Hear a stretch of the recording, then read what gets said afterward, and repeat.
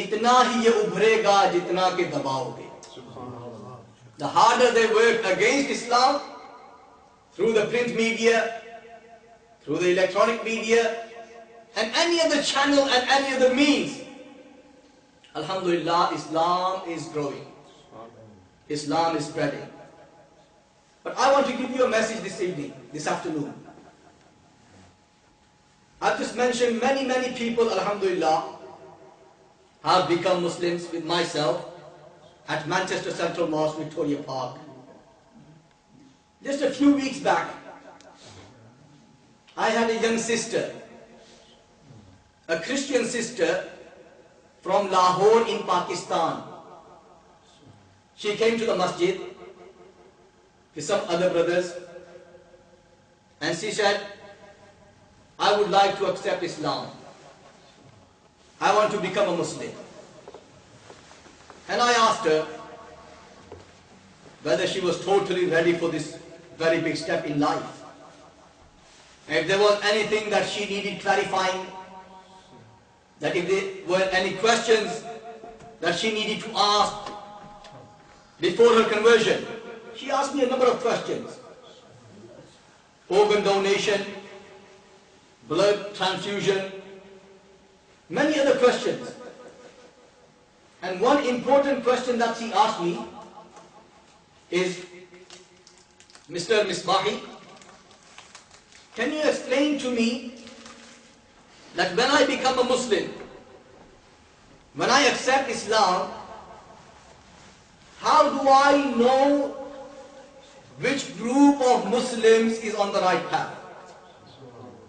You have so many divisions, you have so many sects, you have so many groups.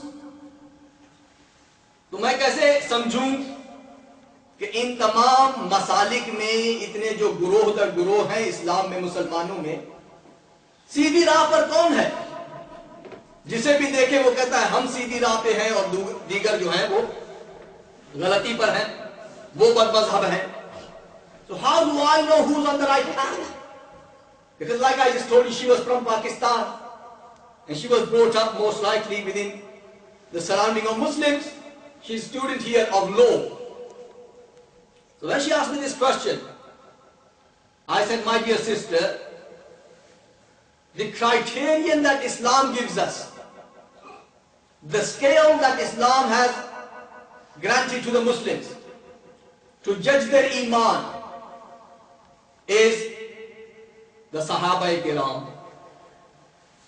Judge your iman and your beliefs in accordance to the aqaid, to the creed, to the tenets of the Sahaba-i-Kiram.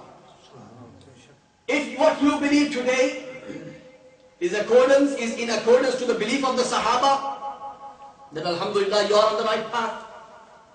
If you belong to a group or a people or a denomination which believes what the Sahaba did not believe or what the Sahaba did not practice, then you need to correct yourself. You need to ask yourself where you have gone wrong. So the criterion of true Islam, of being on the very teachings that Allah and His Rasul sallallahu alaihi wasallam gave us, are the Sahaba. And then I cited two verses of the Quran al-Majid. The first verse is verse number 13 from Surah Al-Baqarah. Allah subhanahu wa ta'ala says, فَإِنْ آمَنُوا, Allah subhanahu wa ta'ala says, وَإِذَا قِيلَ لَهُمْ آمِنُوا كَمَا آمَنَ النَّاسِ قَالُوا أَنُؤْمِنُ كَمَا آمَنَ السُّفَهَاءُ.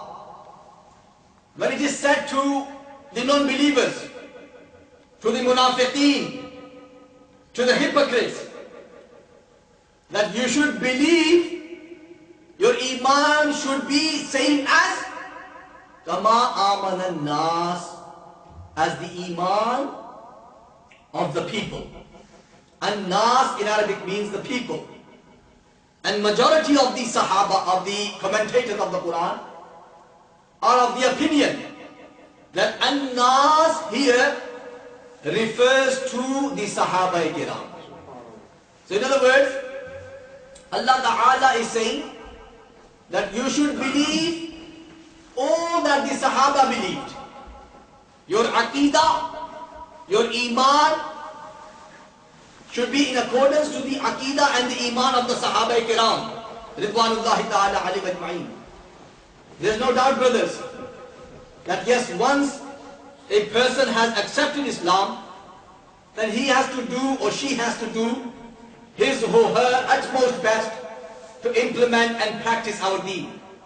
Amal, like Salah, like Zakah, like Hajj, like Saum, and all of the good deeds, they are secondary.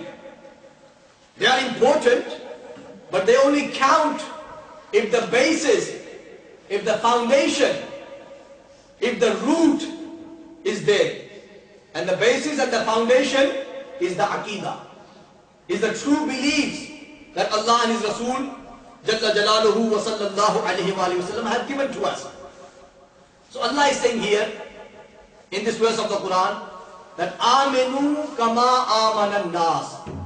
Iman lao jis tarah ke sahaba iman laye. Your iman should be based upon your Aqidah, your creed, your beliefs should be as is the belief or was the belief of the Sahaba Kiram. And then in another part of the Quran, Allah Ta'ala says, verse number 137 again of Surah Al Imran, فَإِنْ آمَنُوا بِمِثْلِ مَا آمَنْتُمْ بِهِ فَقَدْ اهْتَدَوْا. If they believe as you believe, then indeed they have been given guidance. So if people of whatever age, of the 21st century, of the past, of the future, if their belief is in accordance to the belief of the Sahaba, Allah says in the Quran, فَقَدْ اِهْتَدَوْا, then indeed they are on the Hidayat. They are on the Sirat al-Mustaqim. They have been blessed with guidance. Otherwise they need to make corrections. They need to find the shortcomings and the faults that there are in their beliefs. So we see, alhamdulillah, from these verses of the Quran, that Aqidah should be in accordance to the Aqaid of the Sahaba. We have so many groups today within the Muslims. And the Prophet ﷺ himself said that in the Yahud, the Jews, there were 71 sects. In the Nasara, there were 72 sects. And in my ummah, there will be 73 sects. And each and every one of them will go to Jahannam. This is a hadith. The Prophet ﷺ is saying this. Each and every one of these groups will go to Jahannam, save one. Apart from one. And when the Sahaba asked, Ya Rasulullah, what is the description? How do we know which that one group is? What are his qualities? What are the characteristics? And the Prophet ﷺ says, Ma ana alayhi wa ashabi. वो फिरका नाजिया जो जन्नत का मुस्तहिक है, जिसे अल्लाह जन्नत में दाखिल करेगा, उनका तरीका वही होगा जो मेरा है और मेरे सहाबा का है. Their way and their beliefs will be in total accordance to the way and the beliefs of myself and my Sahaba Kiram. So that's why we have to realize. I have many young brothers and sisters who come to me and they ask similar questions. Hazrat, how do we know who's on the right? How do we know which group of Muslims is on the Sirat al-Mustaqim? Because every one of us, whatever firqa you belong to, even though Allah wants us to unite, Allah commands all Muslims should get together. And the basis of our unification is the Quran al-Majid. وَاعْتَصِمُوا بِحَبْلِ اللَّهِ جَمِيعًا وَلَا تَفَرَّقُوا. Hold on collectively to the rope of Allah and do not be divided. It's not that Allah wants divisions. It's not that Rasulullah ﷺ wanted us to be into different groups and different sects. But this is what will happen. And that's what's happening even today.